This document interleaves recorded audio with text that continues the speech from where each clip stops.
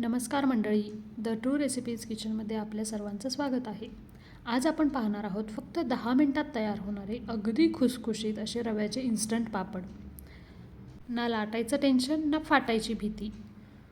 आणि मी आज सांगणार आहे एक सिक्रेट टिप, तर व्हिडिओ शेवटपर्यंत नक्की पहा.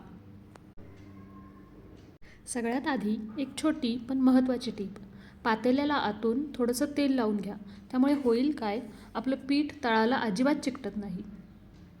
पातेल्याला सर्व बाजूंनी तेलाचं छान ग्रेसिंग झालं की यामध्ये आपण टाकू 10 वाट्या पाणी.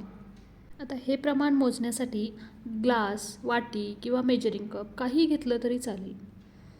तर आपलं प्रमाण असेल 1 वाटी रव्यासाठी 10 वाट्या पाणी. आता गॅस फुल करू आणि पाण्याला एक चांगली कडक उकळी येऊ देऊ. बघा, पाण्याला छान उकळी आली आहे. आता यामध्ये 1 कप रवा अगदी हळूहळू सोडायचा. घाई अजिबात करायची नाही. एका हाताने रवा टाकायचा आणि दुसऱ्या हाताने पटपट ढवळायचं, जेणेकरून एकही गाठ होणार नाही आणि आपलं बॅटर एकदम स्मूथ बनेल. तर मंडळी, आहे की नाही एकदम सोपी पद्धत? तुम्हालाही अशाच झटपट साध्या रेसिपीज पाहायला आवडत असतील तर आपल्या चॅनलला आत्ताच सबस्क्राईब करा. आणि हा व्हिडिओ मनापासून आवडला असेल तर लाईक आणि शेअर नक्की करा.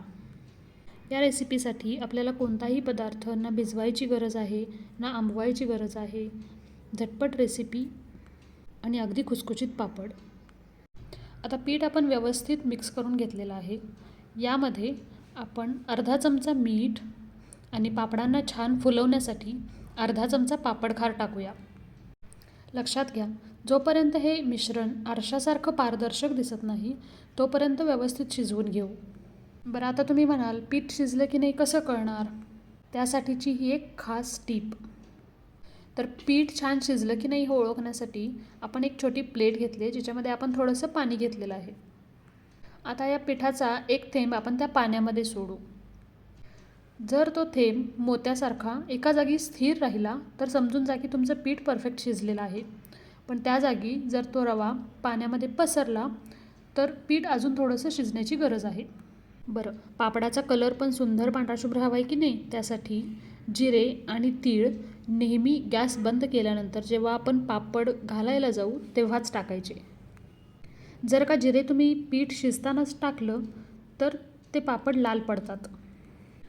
आता बाहेर गच्चीवर किंवा बाल्कनीत प्लास्टिक शीट एक आपण तयार ठेवली होती, ज्याच्यावरती आपण एक एक पळी पीठ ओतून पापड तयार करतोय. जर रवा आणि पाण्याचं अगदी तंतोतंत प्रमाण वापरलं तर आपले पापड खूप जाडही नाही होणार आणि खूप पातळही नाही होणार. पाहू शकता, पापड अगदी स्वतःहून पसरले जात आहेत. आपल्याला काहीही करायची गरज नाही. एकदा का सगळे पापड घालून झाले की छान 2-3 कडक ऊन द्या पापडाला. आणि आता पाहू शकता, हे वाळलेले पापड आपले तयार आहेत. हा पापड मी तळूनही दाखवते तुम्हाला.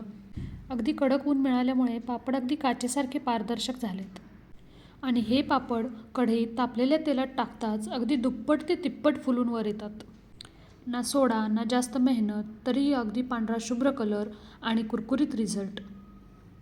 ही रेसिपी तुम्हीही ट्राय करा आणि तुमचे पापड कसे झाले मला कमेंटमध्ये नक्की सांगा.